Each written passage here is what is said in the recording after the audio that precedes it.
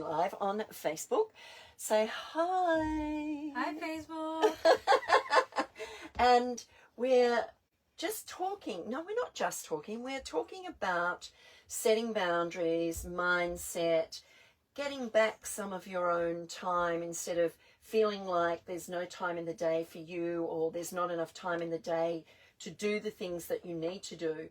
But we all have the same amount of time. All we have to do is structure it and make sure that we do make time for ourselves. Yeah. And we set those boundaries, and we say no when we want to say no, and we say no and not feel guilty about saying no. Absolutely. Yes. And that's a huge part of planning, to be honest, because once you put yourself in your plan, which a lot of people forget, it changes your life. It removes that chaos because suddenly you're prioritizing yourself just as much as everybody else. Yeah. And it's really, I'm just moved away from the thing, just doing something. There's cameras and all sorts of things around here. Yeah. We're doing. It's interesting, isn't it? Because, you know, I got my planner and I started to use it, and then I lost that momentum. There was just something, obviously, that put something in the works, and I just lost that momentum. But I'm feeling, as I'm having this conversation today, that has to come back into my life so that I've got more structure. Life's busy, and we can be busy being busy, but not being constructively busy. Yeah. There's a difference between being busy and being constructively busy, and maintaining that structure so that you've got time for whatever it is that you want to do, your me time, your friends time, your family time, whatever it is. Absolutely. And when you talk about busy, you know, obviously you can, you know, fill up your entire week, but that doesn't mean that necessarily you're working towards those goals that you set and those visions that you set for yourself. And I think that's the major difference between being busy versus productive. Yes. It's all about, you know, that mindset of making sure that you're doing things that benefit you and what you need to do every week and every day and every month, because we can waste time really easily. Waste time? Often. You know, you can park yourself in front of the television, which I try not to do very often. I used to, lots once upon a time, but not these days, because there are more important things to do, like read or listen to a podcast. I have to stop you there, Faye, because that thinking is incorrect. Sitting in front of the TV can be just as important as reading or writing or whatever else you're doing, as long as the time that you're sitting in front of the TV is your recharge time. Yeah. Because if that's how you recharge, then that's how you recharge, and there's nothing wrong with that. I know that, you know, oftentimes I'll see Mum, you know, watching her TV shows, and I know for a fact that it's going on in the background, and she's actively recharging while watching those shows or watching those movies with either me or my sister or my stepdad. Mm-hmm. Because that's how she makes sure is that, you know, in a couple of hours even, she's ready to roll again. So and she works late at night, doesn't she? Of course, she's a night owl, same as me. Sometimes I find myself laying in bed at like 1 a.m. and I'm like, that's a fantastic idea. Maybe I should do that. Yeah. You know, I like mornings. I work best in early mornings. Oh, I could never. You cannot coax me out of bed before 8 a.m. most days. Really? No. 5 a.m. my first alarm goes off. How? How? It just does. I suppose you get used to it. But I've always been a morning person, not so much a night person. But if I've got something that I need to do and finish, I will do it in the evenings. Mm-hmm. But I prefer not to. You know, I might have networking meetings or I'm in a book club, so I do that, and that's good to do and things like that. But it's, you just set your boundaries. Absolutely. And that's where the not one-size-fits-all method comes into place. No. Because everybody's different. You know, you're a morning person, I'm a night owl, and there's nothing wrong with that. No. Just because I can't do something at 5 a.m. doesn't mean that the next person can't. But you've probably done it the night before anyway. Yeah. So therefore, you know, you need your sleep. So you have your sleep until at least 8 a.m. in the morning, because you may not have gone to bed until midnight, 1 o'clock in the morning. Yeah. And then thinking, oh, and do you have a pad and paper beside your bed so that if you remember something, you can just scribble it down in the dark? I'm a little bit more technologically advanced. I put it into my phone's note app most of the time. Oh, can you talk into it? You can. But you type into it. I type into it. Oh, I've got this thing called, what's her name? Alexa. Ah, yes. And I say, if I remember something in the middle of the night, I say, Alexa, can you remind me of such and such? When would you like to be reminded? And I have to give her a time. And so, but anyway, she reminds me, and it's really good, so I don't forget. Yeah. But I used to have a pen and paper beside my bed, and I'd write in the dark because I didn't want to turn the light on. And I'd write in the dark, and you ought to see the writing sometimes. I don't know whether I could understand it sometimes. But it's interesting, because if you think of something and if you don't jot it down or do something with it, You forget. you forget it, because there's so much going on in your mind that you forget quite easily. And, you know, I can walk into a room and think, what did I come in here for? And I have to walk back out of the room and think, oh, that's what I wanted, and go back in again. Yeah. I don't know whether that's a sign of age or whether, you know, I'm not saying that. Everybody's like that to a little bit. I know sometimes I walk out of the room or I walk towards a specific direction and I think, oh, what was I even meant to be doing? Like, half the time I pick up my phone, I go to check the time, and then I don't look at the time. No, you get distracted. Yeah. By, yes. Or if I look at it, then I'm like, oh, what is the time again? And I pick it up again, and that's when it registers. Yeah. Well, during the night, I just ask Alexa, what's the time, Alexa? Alexa, what's the time? And she'll tell me the time. What's the weather? She'll tell me the weather. She'll tell me to have a good morning or a good day, you know, all those sorts of things. So I think modern technology is quite good in that way. But, yeah, it's really, you've just got to be organised. And there's so many tools out there to help you get that done. It doesn't have to be, you know, just one type of calendar or one type of diary or one type of planner.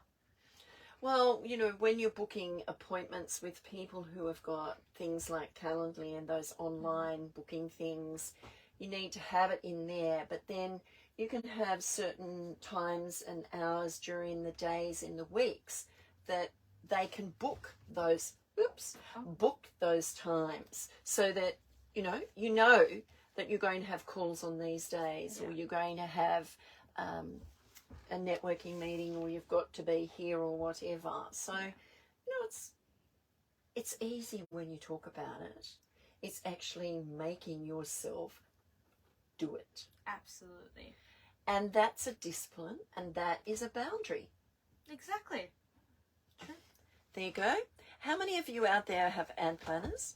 I'd like to know, because this young lady here can help you work on your time management. Get rid of the chaos and give you some time back.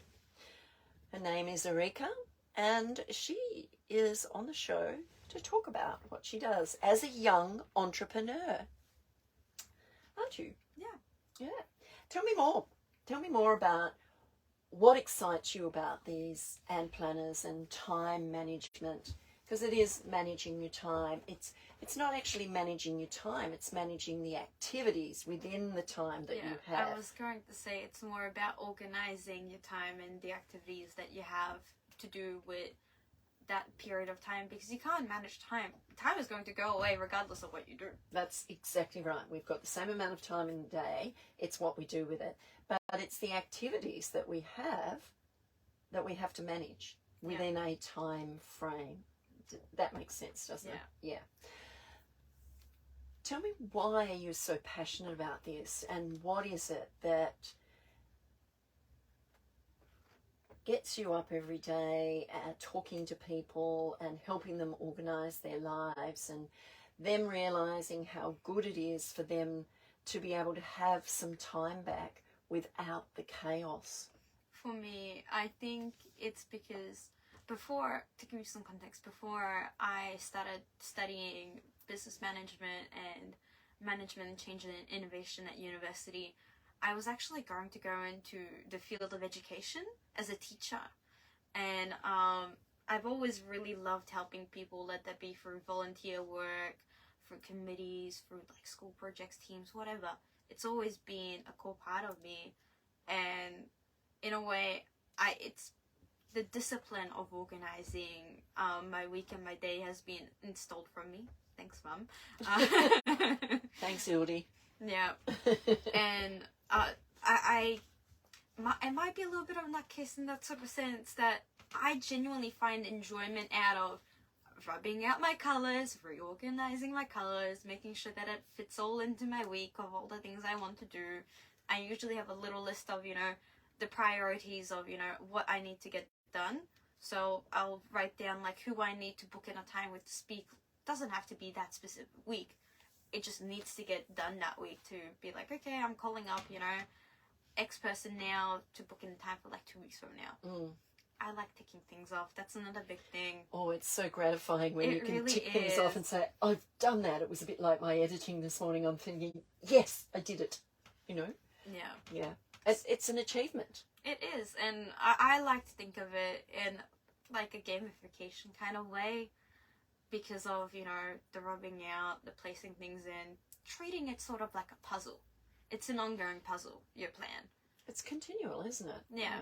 It is, and things do change, so therefore you have that flexibility. You've got a structure there, you've got your boundaries, and there are certain things that will not change, doesn't matter what goes on, but there are things in there that have that flexibility to move them around, to shuffle them around, to fit something else in, which becomes a priority. Absolutely. And because of that, nobody except yourself can effectively make yourself plan and plan a week for you because you're the one that truly understands how much time something is going to take for you.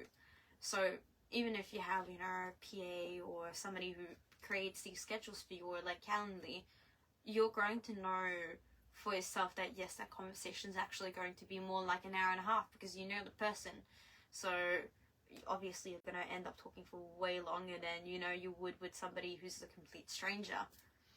It's really interesting. I was on a podcast last week and I thought, oh yes, 30 minutes, hour max, over an hour and a half, And so you have to put that time in or allow that buffer. Yeah. To be able to, and between appointments too, you've got to have that buffer so that you can, get yourself out of that one thing and into the next. So you've got to have that break in between. You can't just go from one to the other to the other to the other. One of the things that I do, because I do most of my meetings online on Zoom nowadays, it's really very, very rarely that I actually go out and I have a coffee with somebody. And I guess, that's what the last couple of years has done to us. Mm-hmm.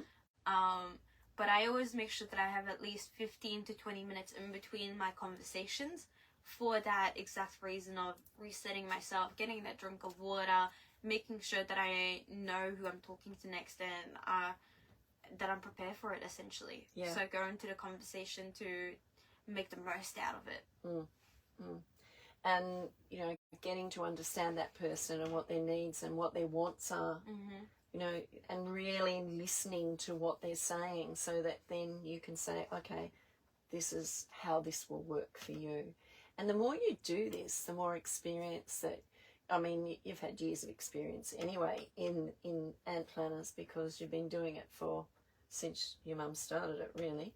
Yeah. But then you didn't just. You took it over because you couldn't see it go anywhere else, and I quite understand that, and I'm pleased that you did, because I think what it gives you something that a lot of young people going to uni don't have. But if you see someone struggling with time and things, you've got that asset there to give them Absolutely. a buffer for saying, well, okay, you can structure your time. Here's how you do it. And I know that my grandson would be always doing things at the last minute at uni. And I think that you need to be able to be able to, have things finished before the panic button strikes. Because panic, your mindset, you're not thinking as well as you would if you were in a more relaxed environment and feeling relaxed, so that you could concentrate on what you're doing. Yeah. But here's another perspective on that too. There's lots of different behavioral types in people, and when you talk a little bit more about how everybody's individual and different, there's people out there who hit that panic button of like, oh crap, I really need to do X and X and I'm running out of time. What they don't realize is that those kinds of people often are the people who sit on time and have time in their bank because they push that panic button so early and are in that same state that somebody who has an assignment due that night would be in, but they get it done a little bit earlier and on time because, that's what they naturally went into. Whereas other people view their time more as money and as currency, and others will take things a bit slower because they need to be more methodical about, how they complete things. So it really comes down to your relationship with time. And now I'm really starting to sound like my mum, I think. I love it. But it is a relationship, isn't it? It is. And even in just planning itself, you need to understand what sort of relationship you have with your week and your time and the activities and the different areas in your life, really. So when you sit down and you choose your colors for your legend of, I'm going to have this color for uni or work or my family or whatever, it's about creating that relationship with your time. Because that way you're putting a name to a priority in your life, essentially. And there are priorities and there are things that you could, you might have things that you do a set time every week, like I do my radio show every week at the same time. But there might be other things that you do at set times during the week. But then you can, have that flexibility and have those buffers in between that you can slot something that's, come in from somewhere. Absolutely. And they'll come naturally once you have those other areas of your life established, that you actually have a name or a color or something to it that makes it almost tangible to you. Yeah. Instead of it being like, oh no, I gotta do this week that relates to X member of my family or work at that hour.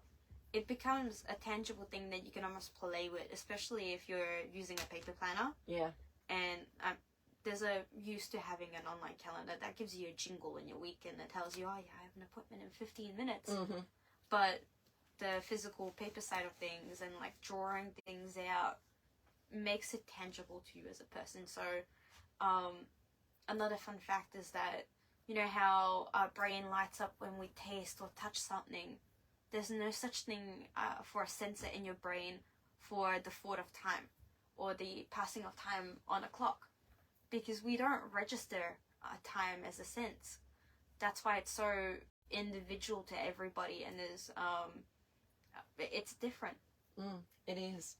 We'll hold that because we're going to the news and we'll be back later. Get in touch with Southern FM on 90886466.